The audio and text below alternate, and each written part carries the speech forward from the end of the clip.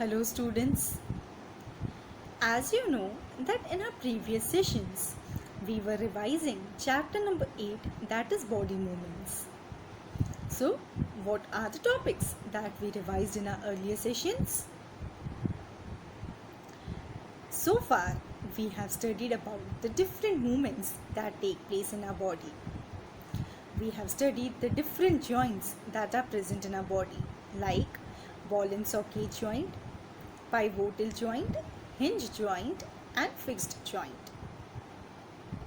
We have also studied how fixed joint is different from rest of the other joints.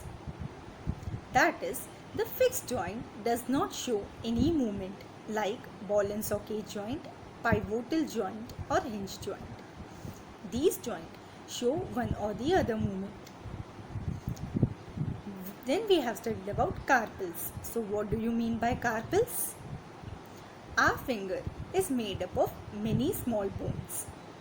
These small bones are known as carpals. Then we have studied about rib cage. So what is rib cage? The chest bone and the backbone joins together and forms a box-like structure. This box-like structure is known as a rib cage, and rib cage protects the important organs of our body like heart and lungs. We have also studied about vertebrae. Our backbone consists of 33 vertebrae. Then we have studied about the different bones like shoulder bone and the pelvic bone. And last, we have studied about skull. Skull protects the important organ of our body, that is brain. I hope all these topics are understood to you. So now let us begin with the today's session. In our today's session, we will first revise about cartilage. So what do you mean by cartilage? As we have revised earlier about bones, we have studied that bones are hard and we cannot bend the bones. But there are some parts of the skeleton that are not as hard as the bones and which can be bent. So these parts of the skeleton are known as cartilage. Have you understood what is cartilage? They are not as hard as the bones and we can bend it. Now, have you ever observed or noticed the difference between your earlobe and the upper part of your ear? What do you notice? That earlobe is soft, isn't it? While the upper part of the ear is not as soft as the earlobe, but it is not as hard as the bone, isn't it? So this is the example of cartilage. Our skeleton is made up of many bones, joints and cartilage. So our skeleton is made up of bones, joints and cartilage. Now let us study the function of bones. How does the bone functions? What do you think are the function of the bones? Bones give shape to our body, isn't it? It is due to the bones our body gets the shape. Second function of the bone is protection. Bone gives the protection to the important organs of our body, like the chest bone and the backbone together forms the rib cage, and rib cage protects the important organs of our body like heart and lungs. Skull also protects the important organ of our body, that is brain, isn't it? So bones also give protection to our body. Now we will study how does our bone moves. So what makes the bone move the way they do? These are the muscles which make our bone to move. Now let us study in detail how does the muscle helps our bone to move. Make a fist with one hand, bend your arm at the elbow and touch your shoulder with the thumb. You also try to do the same. What you have to do? You have to make a fist with one hand. Bend your arm at the elbow and touch your shoulder with thumb. So what you will observe? You will observe a swollen region in the upper arm, isn't it? So, that swollen region that you observe in the upper arm is a muscle. Similar contraction of muscles is observed in legs when we walk or run. So, we can observe the similar contraction of muscles in the legs when you walk or you run. When contracted, the muscle becomes shorter, stiffer and thicker. So, when the muscles are contracted, they become short, stiff and thick. Muscle always pulls the bone. They never push the bone. Muscle always works in pair. When one of them contracts, the bone is pulled in that direction. The other muscle of pair relaxes. So, how does the muscle move the bone? Muscles always works in pair. If one of the muscle is contracted, the bone gets pulled in that direction. At that time, the other muscle of the pair relaxes.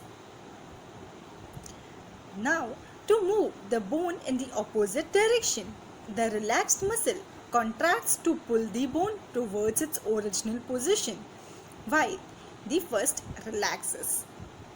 Now, to move the bone in the opposite direction, the relaxed muscle will contract. As the relaxed muscle will contract now, the bone gets pulled towards that muscle. At that time, the first muscle which was contracting gets relaxed. A muscle can only pull, it cannot push. Thus, two muscles have to work together to move a bone. So, muscle can only pull, they will not push the bone.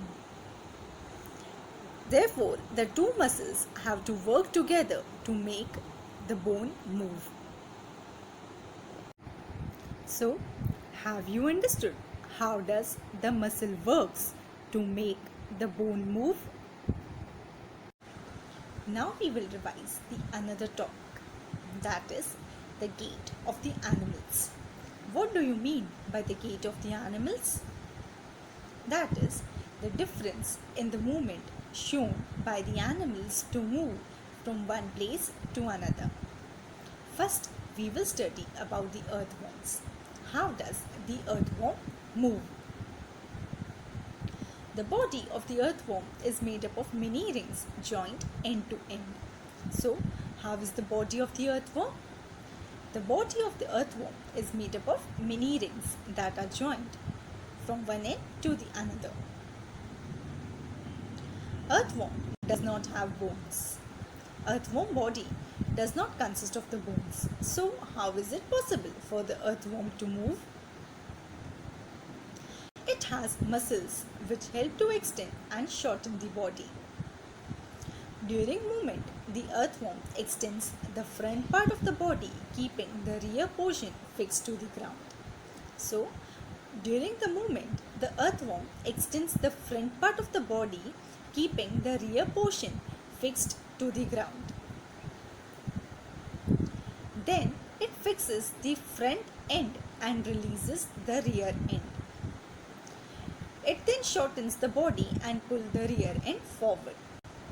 So it then shortens its body and pulls the rear end in the forward direction. This makes it move forward by small distance. Repeating such muscle expansion and contraction, the earthworm can move through the soil. So, Repeated contraction and expansion is shown by the earthworm. This helps the earthworm to move through the soil. Its body secretes a slimy substance to help the movement. So, the slimy substance is secreted by the earthworm's body, which helps in the movement. How does it fix the parts of the body to the ground? So, how is it possible for the earthworm to fix its body to the ground? Under its body, it has a large number of tiny bristles, that is, hair-like structures projecting out. So, the earthworm's body consists of tiny bristles, that is, the hair-like structures. These bristles are connected with muscles. We have seen that the muscles helps in contraction and expansion, due to which the earthworm can move. So these bristles are connected with the muscles. The bristles help to get a good grip on the ground. Due to these bristles, the earthworm gets the good grip on the ground. The earthworm eats through the soil. Its body throws away the undigested part of the materials that it eats. So, the body of the earthworm throws the undigested part of the material in the soil. This activity of an earthworm makes the soil more useful for the plants. As it throws the undigested part of the materials in the soil, this makes the soil more useful and fertile for plants. Therefore, the earthworms are also known as farmers' best friend.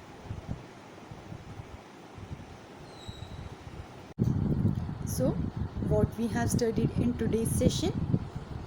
In today's session, we have studied about cartilage. Then, how does our bones move? How muscle works in pairs to make the bones move. Then, we have studied the movement of the earthworm.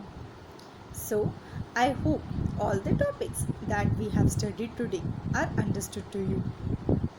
We will revise the remaining chapter in our next session.